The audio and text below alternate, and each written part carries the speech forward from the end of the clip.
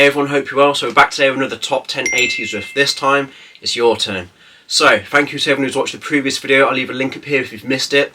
Pretty blown away with the reaction to that. A lot of thumbs up and a lot of great comments there. So thank you to everyone who got involved in that. You've essentially made this video. So today, we're checking out your top 10 80s riffs.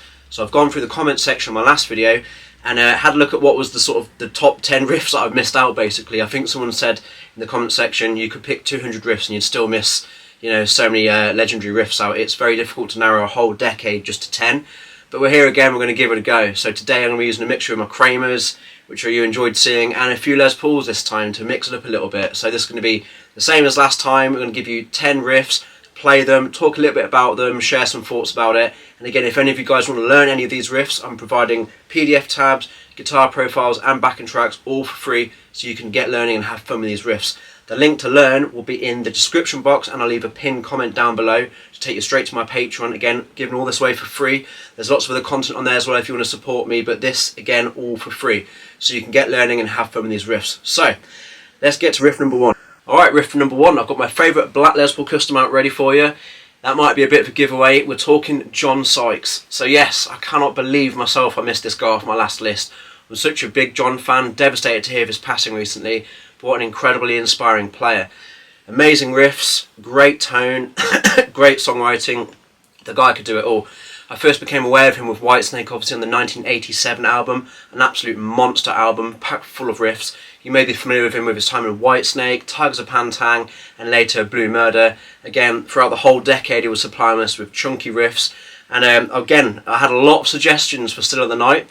I've actually not gone with that one because in that song alone there's so many riffs I literally couldn't decide which one to do. So I've gone for track 2 of the 1987 album, a song called Bad Boys. Really nice chunky riff this one, so enjoy.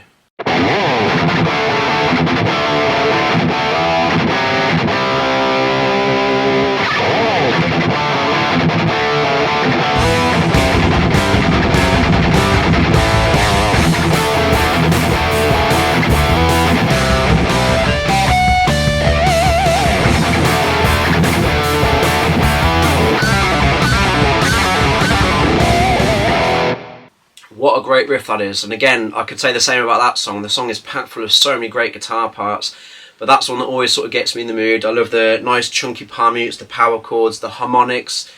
It has it all really. John Sykes, what an absolute legend. So that's my first riff, Bad Boys, Whitesnake. What a great tune. So riff number 2, back on the Kramer. Heavily requested was from Vito Bratta. Again, another legend from that era. So we're talking White Lion, we're talking Hungry.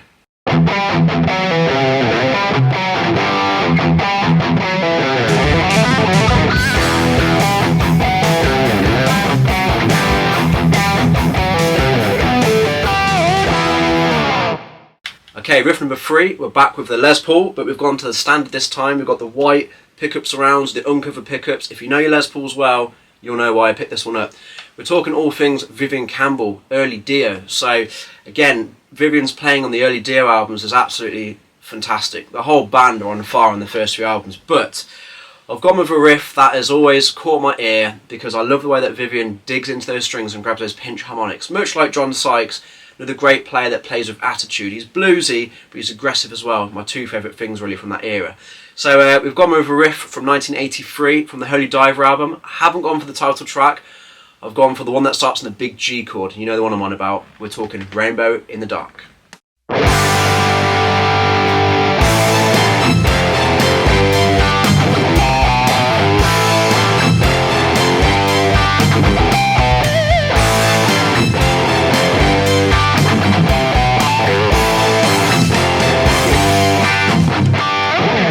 Such a great riff that, isn't it? Nice and simple, really digging into them strings, love the sound of it. One of my fondest memories actually was seeing Vivian live with his other band Last in Line at Download Festival a few years ago. And there's nothing like seeing the original guy play the original solo. So they finished their set with a cover of obviously Rainbow in the Dark, and it was absolutely phenomenal. All the pinch harmonics, just like the record. You know, I've seen him many times with Def Leppard and he's great in that band, but getting to see him play these early classic Dio songs was just phenomenal. Absolutely loved it.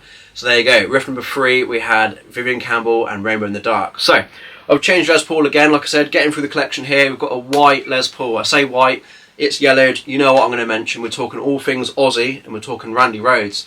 Now, I cannot include a list from the 80s and talking Aussie without giving a nod to Jakey Lee and Zakk Wylde. So what I'm going to do today, I'm going to give you a 3-for-1 deal. We're going to do a riff from Aussie with Randy, a riff from Aussie with Jake, and a riff from Aussie with Zakk.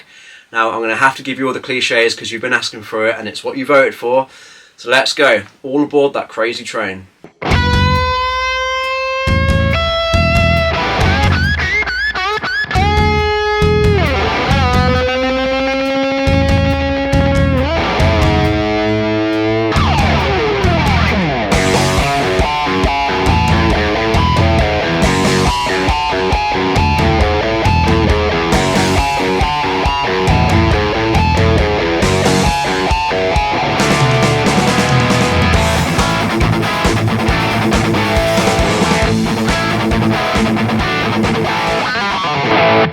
Okay, we all know how legendary that riff is, the classic pedal off the F sharp there. Walk into any guitar shop in the world and you're going to hear someone playing it. It's so iconic. I love how it then goes to the key of A for the verse. There's nice chugs and there's sort of like chords placed in between. Trickier than you think, and again, an iconic riff there from Randy Rhoads. So, second riff, we're talking Jakey Lee. You know what I'm going to do. It's Bark at the Moon.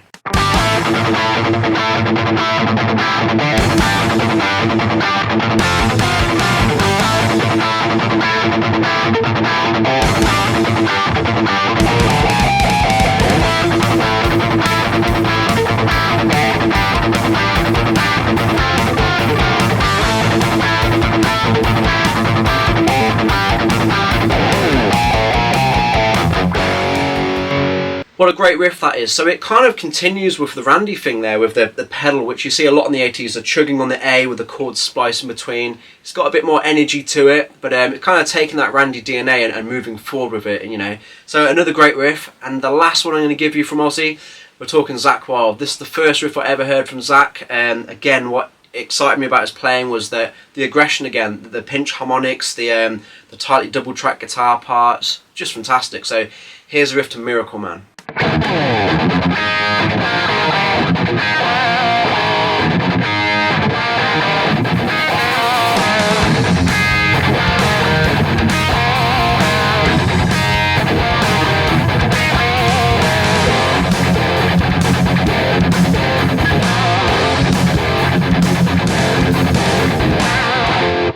Three fantastic riffs there. Ozzy's always played with great guitarists, and those three are absolute legends in my opinion. So, had to have them all involved in this 80s list. Alright, riff number 5.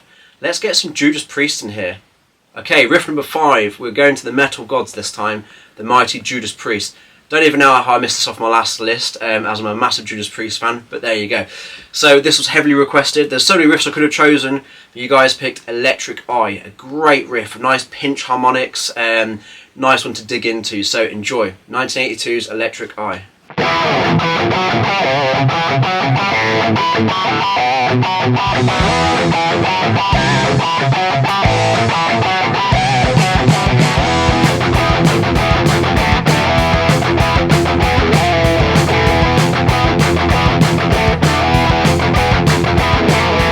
Fantastic riff, that one. Okay, riff number 6. We're going right to the end of the decade. We're talking 1989. A song that you're going to recognise from the first bit of feedback as it comes in. An absolute classic. We're going from the Trash album from Alice Cooper, and here's a riff to Poison. High requested this one. Enjoy.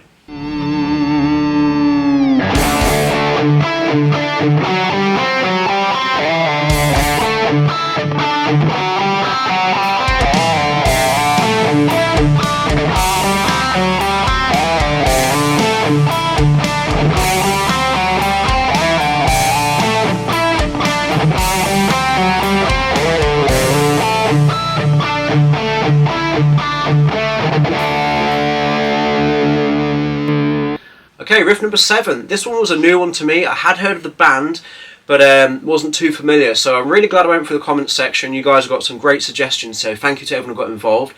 So this one, we're going back to 1983. A band's called Y&T, and the riff is called Mean Streak. Very reminiscent of Randy Rhoads and the Crazy Train riff where we're pedaling on F sharp there. But yeah, this is a classic heavy metal riff. Threw in a couple of pinch harmonics, couldn't help myself. Y&T's Mean Streak. Enjoy.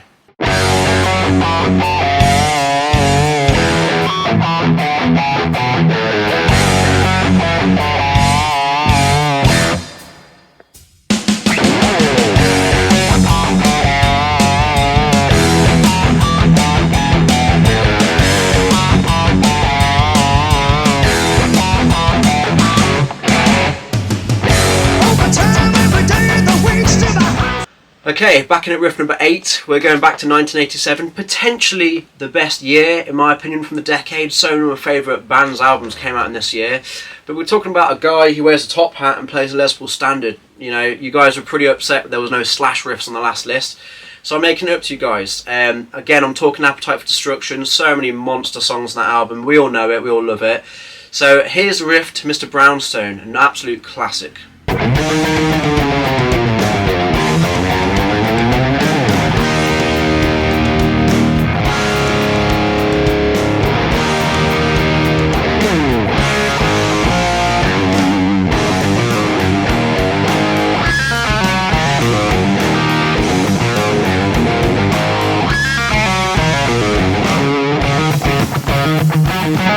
Towards the end of the list now, but don't worry, we're not doing another top 10 without Nuno Bettencourt. You guys were requesting this heavily. So here is Extreme's Kid Ego. What a cool riff this is, nice and pentatonic. Again, I love the attitude that Nuno plays with. There's a few pinches, there's a lovely repetitive sort of lick in there, and it reminds me a little bit of that awkward bit in Black Dog, you know, Led Zeppelin. But yeah, classic riff this one. I can't believe I didn't include him last time, but here you go, Extreme's Kid Ego.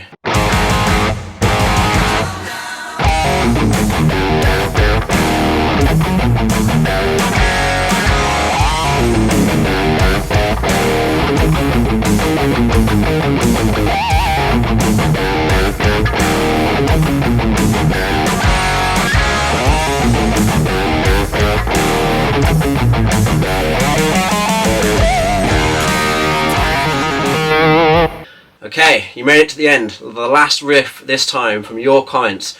We are in with a bit of winger again. Now you guys were enjoying the last winger riff I gave you on the last episode, but this time we're talking about a song that's got a great riff and slightly dodgy lyrics that have aged really badly. You know it. We're talking about the riff to 17. This opening riff is quite a tricky one to play. Really enjoyed learning this. Again, make sure you get the tabs linked down below. There's a lot of upstrokes and it's based off a couple of power chords with like extensions. Trickier than you think. Some big stretches, you know, we see a lot of that in this era of riffing, but a fun one to play and a lot trickier than I first thought, so you'll enjoy learning this one. So here's the riff to Wingers 17.